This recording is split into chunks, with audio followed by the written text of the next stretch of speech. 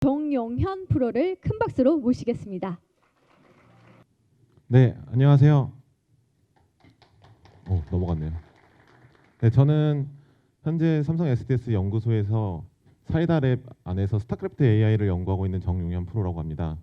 네, 오늘 저는 딥포그겐, 겐을 활용한 스타크래프트 게임 내에서 상대의 정보를 유추하는 주제를 가지고 발표를 하도록 하겠습니다. 제가 오늘 설명드릴 순서는 다음과 같습니다. 일단 게임 AI, 그리고 배경 지식, 그리고 딥포그겐, 그리고 결과, 그다음에 결론 순으로 발표를 하겠습니다. 우선 게임 AI입니다. 다들 아시다시피 2016년 3월 구글 딥마인드의 알파고가 저희의 이 이세돌 구단을 4대1로 이김으로써 세상을 되게 놀라게 했고, 이를 통해서 많은 연구 학자분들이 게임 AI에 대해서 이제 관심을 갖게 되었습니다. 이렇게 게임 AI와 같은 문제들이 가지고 있는 특징이 좀 있는데요. 일단 어떠한 스테이트가 존재했을 때 그 스테이트에서 행동하는 그 액션이 다음 스테이트를 이제 결정하게 됩니다. 이러한 다음 스테이트가 마찬가지로 그 다음 액션에 의해서 그 다음 스테이트로 이어지고, 이 프로세스가 연쇄적으로 이어지게 되는데, 이러한 프로세스를 우리는 이제 마르코프 디시전 프로세스라고 이야기합니다. 그래서 이거를 간단히 MDP 문제라고 이야기하는데요. 이렇게 많은 사실 MDP 문제가 딥 리인포스먼트 러닝이라는 기술로 인해서 인간의 수준과 이제 동일 또는 이제 그 이상까지도 이제 정복됐다라고 얘기를 하는데요. 특히 이제 좀 쉬운 아타리 게임, 그다음에 이제 체스, 바둑까지 뭐 앞서도 많이 설명을 들으셨겠지만 이미 인간 수준까지 이제 달성이 되었습니다. 그리고 이 딥 리인포스먼트 러닝의 이제 기술이 에이전트가 이제 지속적으로 스스로 게임을 하면서 학습이 된다라는 점에서 굉장히 이제 놀라운 기술로 이제 알려져 있습니다. 저는 오늘 이제 리인포스먼트 러닝에 대한 얘기는 아니고요. 그래서 이제 구글 딥마인드가 다음 목표로 이제 선정한 게 스타크래프트를 이제 정복을 해보겠다라고 이야기를 했습니다. 왜 이렇게 구글 딥마인드는 게임 AI에 이렇게 집착을 할까요? 그래서 제가 간단하게 한 4가지 정도로 나눠서 게임 AI를 연구하면서 가지고 있는 장점에 대해서 좀 설명을 드리도록 하겠습니다. 일단 게임 AI는 데이터를 생산하기가 굉장히 용이합니다. 게임에서 있는 이제 로그들을 이제 수집할 수가 있는 건데요. 게임을 이렇게 플레이하면서 지속적으로 계속 데이터를 얻을 수 있고, 우리가 AI 에이전트를 이제 만들게 된다면 이 AI 에이전트를 통해서 무한정한 이제 데이터 생성이 가능합니다. 그 딥러닝이라는 기술을 이제 많이 들어보셨지만, 딥러닝 기술에 필요한 첫 번째 요소가 많은 데이터량입니다. 그래서 이렇게 무한한 데이터를 생산할 수 있다는 점이 게임 AI를 연구할 때 굉장히 좋은 점이라고 얘기를 드릴 수 있을 것 같습니다. 두 번째로는 이 스타크래프트 게임은 소프트웨어 기반입니다. 우리가 만약에 이제 잘 돌아가는 어떤 스마트 팩토리를 만들겠다라고 하면 이 스마트 팩토리를 실제로 건설하고, 그리고 얘가 이제 학습이 되는지 한번 실행을 옮겨야 되는데, 이럴 때 굉장히 많은 돈이 필요로 하게 되는데요. 이렇게 소프트웨어 기반의 어떠한 시뮬레이터를 가지고 있다는 것은 저비용으로 AI의 알고리즘들을 이렇게 검증해 볼 수 있는 좋은 매개체라고 할 수 있을 것 같습니다. 또한 병렬 처리가 일단 가능합니다. 우리가 이 시뮬레이터 자체를 그 한 대의 컴퓨터 또는 여러 대의 컴퓨터에서 여러 에이전트를 이제 실행시켜 가지고 학습을 한다면 더 빠르게 우리 알고리즘들을 이렇게 검증해 볼 수 있게 됩니다. 마지막으로 명확한 승리 조건을 좀 말씀드릴 수 있을 것 같은데요. 이 명확한 승리 조건을 가지고 있다는 게 실생활에서도 사실 굉장히 많은 문제가 있고, 이 실생활에 있는 문제가 늘 항상 내가 잘하고 있는지 못하고 있는지를 이제 알기가 어려운데, 게임이라는 이런 플랫폼에서는 승리 조건이 명확하게 있기 때문에 이 승리를 달성했을 때 평가에 이제 객관성을 얻을 수 있다는 점이 가장 AI 연구하는 데 있어서 중요한 키포인트라고 생각됩니다. 그래서 이제 여기 계시는 분들 중에 혹시 스타크래프트 게임을 모르시는 분들이 있을까봐 제가 어차피 스타크래프트 AI에 대해서 지금 말씀을 드리기 때문에 간단하게 좀 게임에 대해서 설명을 좀 드리고자 하는데요. 일단 여기 보이시는 자원이 존재하고 가운데 이제 일꾼이 있는데요. 일꾼은 이 자원을 수집해서 자원 조정소에다가 이제 저장을 하게 됩니다. 우리는 이 자원을 통해서 병력 생산 시설들, 그러니까 다양한 유닛들을 뽑을 수 있는 병력 생산 시설들을 건설할 수 있게 되고, 이 병력 생산 시설을 통해서 유닛들을 이제 생산할 수 있습니다. 뭐 이제 종족별로 일꾼이 존재하고 다 이제 자원을 수집하지만 각각 타입별로 다양한 건물들도 있고 유닛들이 다양하게 있습니다. 최종적으로 이 병력들을 통해서 우리는 상대 진영에 쳐들어가고 이 상대 진영에 있는 모든 유닛들을 섬멸하면 이기는 게임입니다. 그런데 여기서 스타크래프트는 또 다른 문제를 가지고 있습니다. 일단 아군의 유닛들이 각각 시야를 가지고 있어서 이 시야 외에 있는 지역들은 보이지 않습니다. 그래서 이거를 보이지 않는 부분을 보통 안개라고 이야기하는데요. 이 안개 효과로 인해서 부분적으로밖에 상대편을 관찰할 수 없거나 아니면 아예 상대편을 관찰할 수 없게 되는 문제를 가지고 있습니다. 스타크래프트에서는 이 문제를 포그 오브 워라고 이야기를 하고 있습니다. 그리고 제가 앞에 처음에 말씀드렸던 것처럼 이 마르코프 디시전 프로세스 문제에서 부분적으로 이제 관찰되는 상황을 파셜리 옵저버블 마르코프 디시전 프로세스 팜DP 문제라고 이야기를 합니다.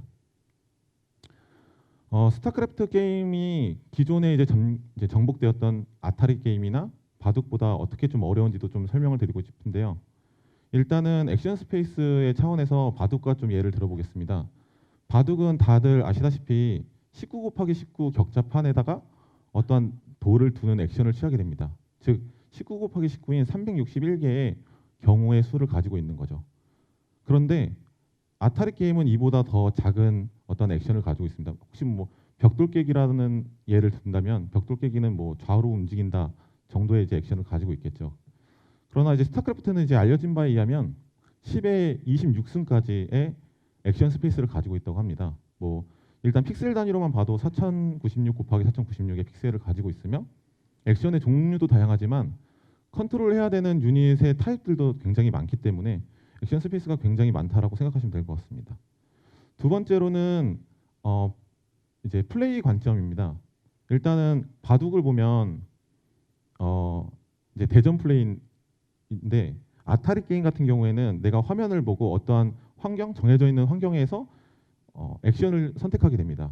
근데 정해져 있는 환경이라고 하는 거는 처음에는 내가 어떻게 보면 좀 예측하기가 어렵지만 이게 그 환경에서 주어지고 있는 어떠한 그 패턴적인 액션들이 이제 읽히기가 쉬워가지고 이 플레이어가 이 인바이로먼트, 그러니까 환경 내에서 액션을 취할 때 굉장히 좀 쉽게 뭐 어떤 적군이 나타난다고 하더라도 이렇게 피해 다니거나 예측이 좀 쉽게 되는데 바둑과 같이 이제 대전 게임 같은 경우에는 상대편이 내가 돌을 두고 났을 때 그 다음 돌을 어디다 둘지 모르는 그런 문제를 가지고 있습니다. 그래서 이렇게 싱글 플레이어의 관점보다 이 멀티플레이어 관점이 훨씬 더 어렵다라고 말씀드릴 수 있을 것 같습니다. 마지막으로는 제가 앞에 말씀드렸던 포그 오브 워 문제랑 좀 연관될 것 같은데요. 바둑은 19 곱하기 19 격자 안에서 상대편이 두는 돌이 어디에 있는지를 전부 다 볼 수 있지만 스타크래프트는 그 앞에 말씀드린 그 포그 오브 워 문제 때문에 상대편이 무엇을 하고 있는지 현재 어떤 액션을 취했는지조차를 좀 알기 어렵습니다. 그래서 저희는 이 임퍼펙트 인포메이션, 그러니까 불완전 정보 문제를 좀 더 잘 개선해보자라는 취지로 이 연구를 시작하게 되었습니다. 그래서 이 임퍼펙트 인포메이션 문제를 디포그 문제라고 이야기를 하게 되었고요. 이 디포그 문제를 좀 정의해볼 필요가 있어서 간단하게 정의를 해놓고 넘어가도록 하겠습니다. 우선 말씀드린 것처럼 상대 정보를 모르는 이 포그 오브 상황에서 상대 정보를 유추하는 것인데 보이시는 것처럼 여기 적군이 있고 이렇게 아군이 있습니다. 이제 아군이 적군을 공격하지만 적군의 왼쪽 편에 보면 안개로 가려져서 보이지 않는 지역이 존재합니다. 이 부분이죠. 이 부분이 보이지 않기 때문에 우리는 이 부분에 실제로 어떤 적이 있는지를 좀 추론할 필요가 있습니다. 실제로는 다음과 같이 상대편에 적군이 있었습니다. 그래서 궁극적으로 이 디포그 문제는 부분적으로 관찰되는 상대편의 유닛들의 정보를 바탕으로 전체적인 상대편의 유닛들이 어디 있는지를 찾아내는 그런 문제라고 할 수 있을 것 같습니다. 다음으로 이 디포그 문제에 앞서서 좀 간단한 배경 지식을 좀 설명드리도록 하겠습니다. 임퍼펙트 인포메이션에 대한 문제 중에 컴퓨터 비전에서 굉장히 많이 하는 연구가 있습니다. 인페인팅 문제라고 해서 일반적인 이미지에 어떠한 마스크된 박스를 하나 그려놓고 그 안에 있는 그림을 추론하는 문제가 있습니다. 그래서 이제 일단 임퍼펙트의 문제 중에 인페인팅 문제를 좀 예를 들어보고자 하는데요. 지금 현재 보이시는 가운데 박스 안에 어떤 그림이 있을까요? 다들 똑똑하셔서 아시겠지만 여기는 이제 야구장이고 여기 어떻게 두루가 이렇게 지나가는 것처럼 보이죠? 그럼 여기는 이렇게 흙이 있을 것 같고 요 위에는 잔디가 있을 것 같습니다. 혹시 뭐 다른 참신한 아이디어가 있으신 분이 계신가요? 그래서 제가 일단은 이거를 바탕으로 한번 그림을 그려봤습니다. 굉장히 그럴싸하게 그려졌습니다. 근데 달까요? 사실은 우리는 여기서 또 다른 증거를 가지고 있습니다. 일단은 야구 선수가 손을 뻗고 있고 아이도 손을 뻗고 있고 제일 핵심적으로 여기 뭔가 그림자가 있습니다. 여기서 이제 다들 똑똑하시니까 알겠지만 이 가운데에 어떤 물체가 있을 거다라고 예상이 갈 것 같습니다. 그리고 야구장이고 야구 선수고 야구공이 있지 않을까요? 그래서 제가 야구공을 한번 그려봤습니다. 그랬더니 이제 이 공의 위치가 정말 여기 있을까요?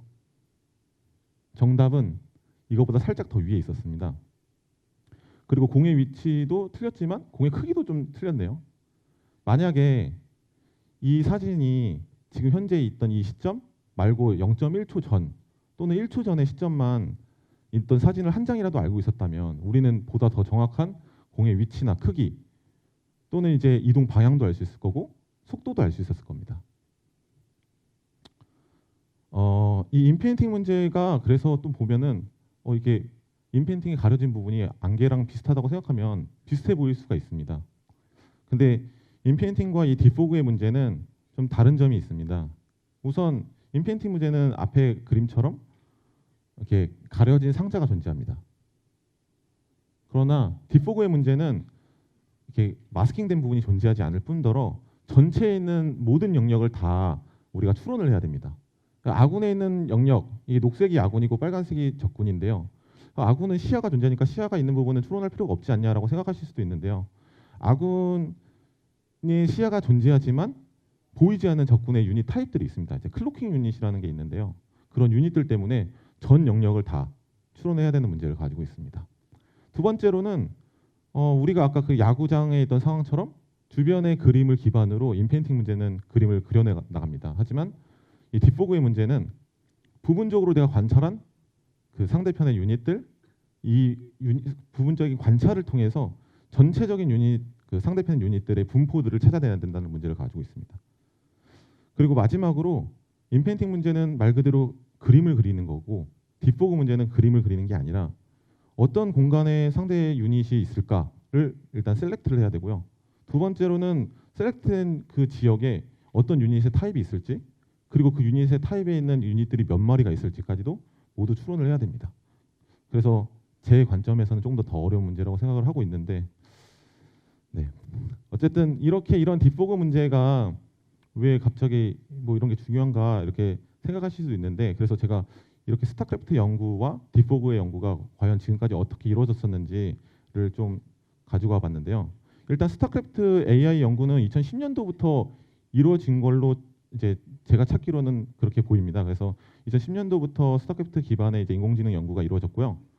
2011년도부터는 매년 이제 스타크래프트 에이전트가 얼만큼 과연 우리 AI의 성능이 얼만큼 향상되는지를 확인하기 위해 에이전트의 성능을 통해서 컴피티션을 열면서 이제 그 에이전트의 성능을 확인하는 그런 장들이 이제 열리기 시작했습니다.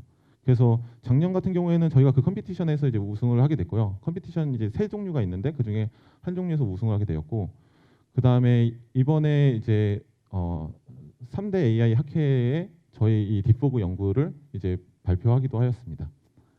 그리고 이제 딥포그 연구 쪽으로 이렇게 봤을 때요, 이제 초기에는 이 안개를 추론하는 것이 굉장히 어렵다 보니까 전통적인 이 머신러닝 기법을 통해서 그냥 상대편의 유닛의 개수를 파악하거나 어떠한 액션을 취할지에 대한 것만 이제 판단을 하거나 아니면 오히려 그 정찰을 잘하는, 그러니까 유닛이 정찰을 잘할 수 있도록 어떻게 뭐 정찰을 할 때 순환하는 게 좋은지 이러한 테크닉한 부분들을 연구했다면 이 딥러닝 자체의 기술이 이제 굉장히 활용화되면서 2017년부터는 딥러닝을 활용한 이제 상대 정보 추론이라는 주제의 이제 연구들이 이제 나오기 시작했습니다.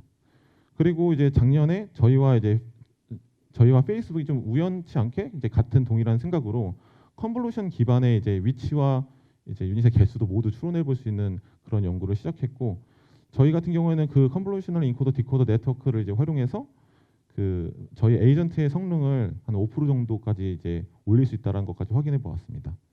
그래서 이제 올해는 저희가 이제 이 아예 딥포그 자체의 성능을 한번 어디까지 올려볼 수 있을까라는 그런 아이디어로부터 이제 출발을 하게 되었고, 작년에 이제 기술 대비로 했을 때 33% 정도보다 33%의 이제 성능 개선 효과를 얻게 되었습니다. 그래서 이 딥포그 문제가 과연 그 에이전트 성능에 어떻게 개선이 될지 사실 잘 와닿지 않는 분이 계실 것 같아서 한 가지 예를 좀 가지고 왔는데요. 일단 보이시는 그림과 같이 아군과 적군이 이렇게 존재합니다. 이 수비하는 입장이 사실은 조금 더 이렇게 기다리고 있는 입장이기 때문에 유리한데요. 이제 아군이 적군을 공격하는 게 맞는지 안 맞는지라는 이 문제에 이제 놓이게 됩니다. 근데 이 딥포그 문제는 죄송합니다. 뒤에 있는 이 안개 속에 가려져 있는 유닛들이 얼마나 있을지를 좀 추론할 수 있게끔 만들어주기 때문에 그 전투의 가치를 판단할 때 굉장히 도움을 주고 그 에이전트의 성능을 올리는데도 굉장히 도움이 줄 수 있다라고 생각하시면 될 것 같습니다. 그리고 이제 저희가 겐을 활용해서 이제 딥포그 문제를 활용했다고 했는데 또 혹시 겐을이라는 것 자체에 대한 내용을 모르시는 분이 계실까봐 겐을 좀 간단하게 설명을 드릴까 하는데요. 겐은 일단 제너레이티브 어드버서리 네트워크의 약자로서 위조 지폐를 아주 잘 만드는 똑똑한 제너레이터를 만드는 겁니다. 제너레이터나 디스크리미네이터나 둘 다 네트워크인데요. 똑똑한 제너레이터를 만들고 이제 결국은 디스크리미네이터를 바보로 만드는 건데 이 제너레이터는 계속해서 학습해가면서 더 멋있는 위조 지폐를 만들어 갑니다. 그리고 디스크리미네이터는 그 만들어진 위조 지폐인지 아니면 이게 진짜 지폐인지를 이제 계속 구분해 가면서 학습하게 됩니다. 그래서 궁극적으로 이 디스크리미네이터가 바보가 되게끔 제너레이터를 학습하는 그런 구조를 가지고 있는 게 겐이라고 생각하시면 될 것 같습니다. 지금 보이시는 사진을 보면 좌우로 굉장히 뭔가 좀 유사한 패턴을 가지고 있는 사람의 이미지가 있다라고 좀 느껴지실 것 같아요. 근데 뭐 이렇게 사람들을 이렇게 좌우로 잘 비슷하게 분류를 했냐 이런 게 아니고요. 이 모든 사진에 있는 이미지에 있는 사람들이 모두 실제로 존재하지 않는 사람들입니다. 다 겐이라는 기술을 통해서 그러니까 가짜의 이미지를 생성해내서 다음과 같이 이제 진짜 그럴듯한 사람들을 이렇게 만들어낸 겁니다. 신기하지 않나요? 저만 신기한가요? 네, 그래서 이 겐이라는 게 궁극적으로 어떠한 잠재 공간, 레이턴트 스페이스가 존재할 때 그게 이제 뭐 가우시안 분포가 될 수도 있겠고 이런 그 잠재 공간을 가지고 있을 때 우리가 이제 실제로 그러니까 리얼 월드에서 존재하는 내추럴한 이미지의 공간을 이렇게 찾아가는 그런 함수를 구현한다고 생각하시면 됩니다. 그 함수가 제너레이터가 될 거고요. 그래서 이제 그 함수를 구현하게 되면 다음과 같이 이 내추럴한 이미지들을 마음껏 이렇게 만들어낼 수 있게 되는 겁니다. 그래서 이것뿐만이 아니라요. 이제 뭐 어떤 개가 있고 이게 어떤 새가 있으면 이 새와 개 사이에 이렇게 중간 과정들을 이렇게 찾아가면서 새가 변신되는 이런 인터폴레이션 같은 이제 이미지들도 만들어낼 수 있게 됩니다. 그러면 이제 이 겐을 통해서 도대체 우리가 딥포그를 어떻게 해결했는지를 좀 설명드리도록 하겠습니다. 일단은 컨셉이 기본적인 겐과 비슷할 수밖에 없겠죠. 네, 그래서 단지 좀 다른 점을 말씀드리면 레이턴트 스페이스, 그러니까 어떠한 그 우리가 잘 알지 못하는 그런 레이턴트 스페이스가 아니라 포그의 데이터, 포그의 어떠한 데이터에서 데이터를 입력받으면 제너레이터가 아주 그럴싸한 맵팩이 되어 있는 것 같이 보이는 그런 그럴싸한 상황으로 재현해내는 겁니다. 그리고 이 디스크리미네이터는 이게 진짜 그럴싸하게 재현됐는지 아니면 실제 원래 정답인지를 구분할 수 있게끔 학습을 진행하게 됩니다. 그럼 이제 아시다시피 이 네트워크를 학습하려면 이제 손실함수, 그러니까 로스 펑션이 존재하는데 이 로스 펑션들이 좀 어떻게 구성할 수 있는지를 좀 간단히 말씀드리겠습니다. 일단 제너레이터는 제가 두 가지 정도의 이제 크게 로스 펑션이 있다고 생각하시면 됩니다. 일단 만들어내는 상황과 정답 상황이 픽셀별로 과연 동일한지를 비교해 볼 수 있습니다. 우리가 이제 픽셀 와이즈로 이제 유클리디안 디스턴스를 이제 계산하면 실제 상황과 픽셀별로 얼만큼 차이가 나는지만큼을 제너레이터를 학습하는데 사용할 수 있게 됩니다. 두 번째로는 이 디스크리미네이터가 얼만큼 잘 속고 있는지를 또 볼 수 있겠죠. 디스크리미네이터가 그럴싸하게 만들어낸 이 상황을 잘못 속고 있는 만큼, 그러니까 우리는 속여야 되니까 잘못 속고 있는 만큼의 그 정도를 이 제너레이터를 학습으로 사용하게 됩니다.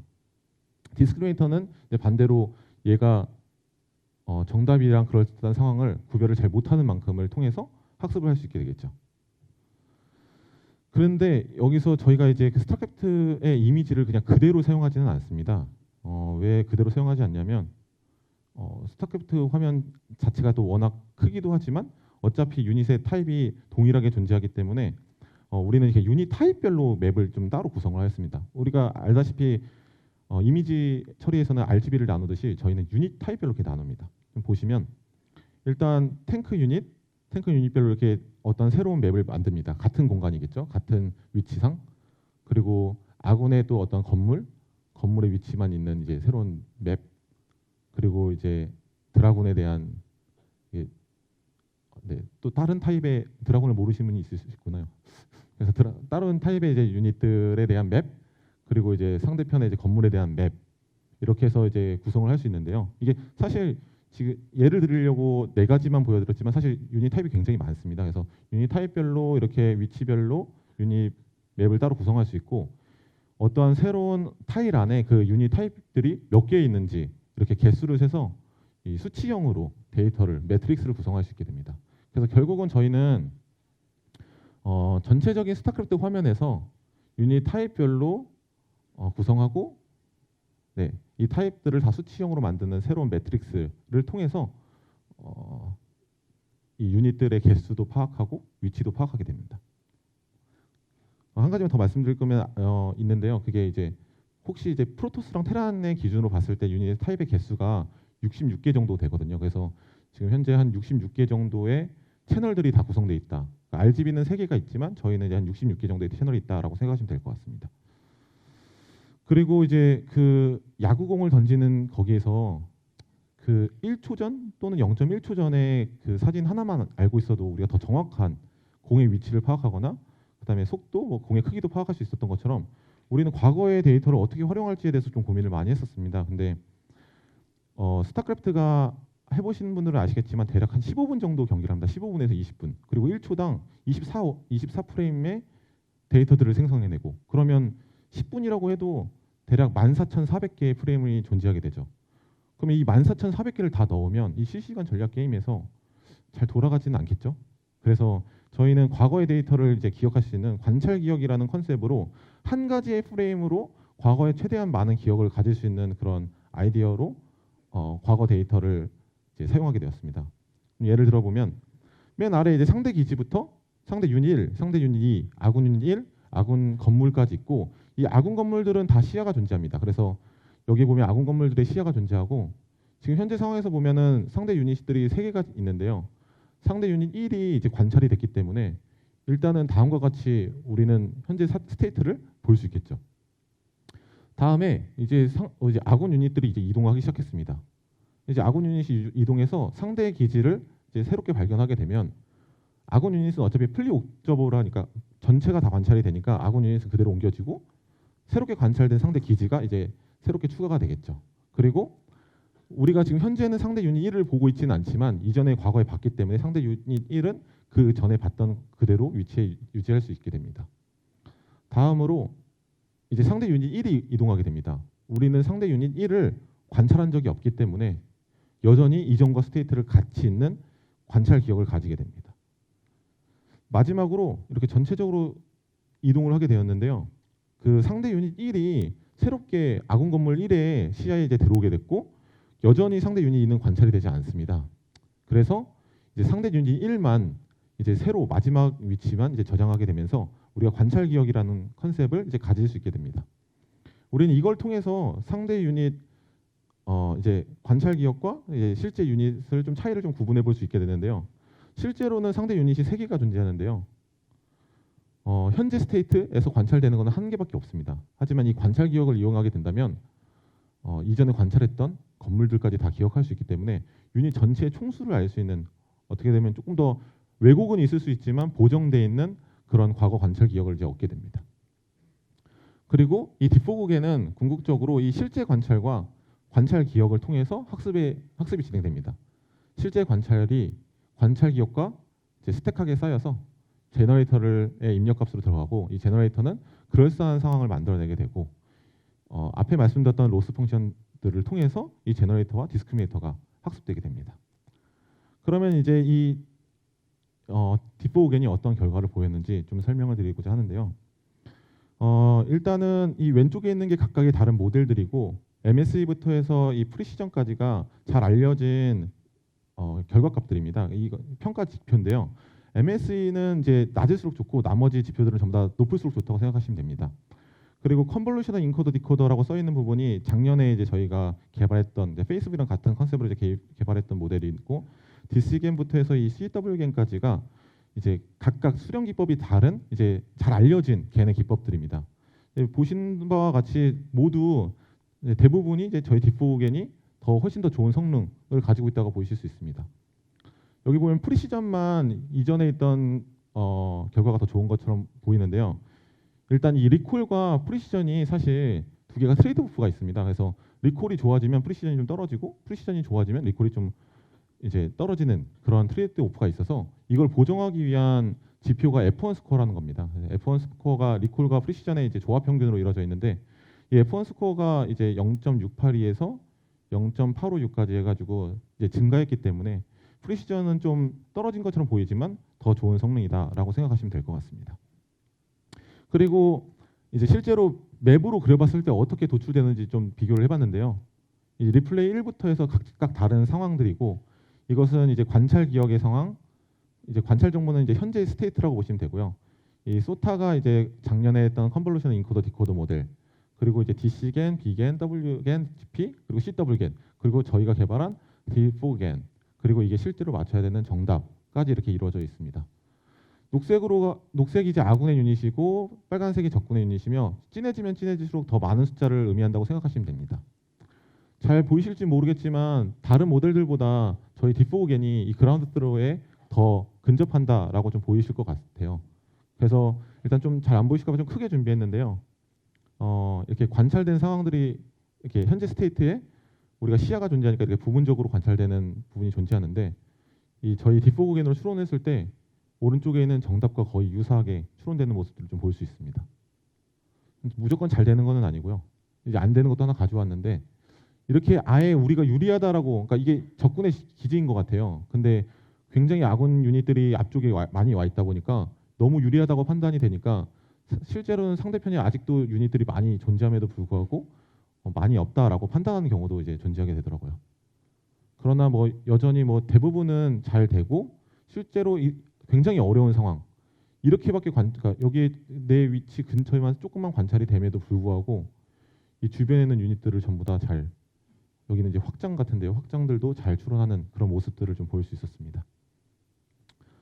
그래서 결론을 말씀드리면 앞에는 이제 일반적인 오리지널 겐은 레이턴트 스페이스로부터 실제 리얼 월드를 에 가까운 내추럴한 이미지를 이제 재현한다면 저희의 딥4겐은 조금 컨디셔널하게 포그의 이제 스테이트의 어떤 공간이 이제 재현되는 공간으로 매핑되는 그런 함수를 찾아내는 제너레이터를 학습했다라고 생각하시면 될 것 같습니다.